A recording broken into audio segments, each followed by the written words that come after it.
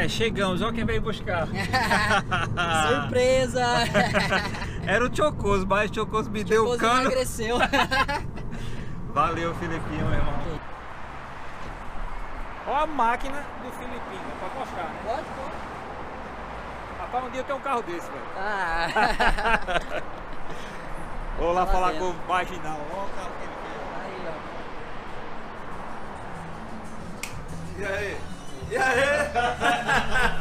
Tá gravando aí, Então, é claro, velho. Aí, ó. Olha só, rapaz. Estamos aqui de chegou, volta. hein, Pode bichão? gravar aqui dentro, pode? Pode, pô. Então, pronto. Então, Deve, cara. Deve? Nós aqui Esse é o manda dono, aqui. né? Esse é o no dono. é um dos donos. É. Café da casa, ó. Café aqui na casa.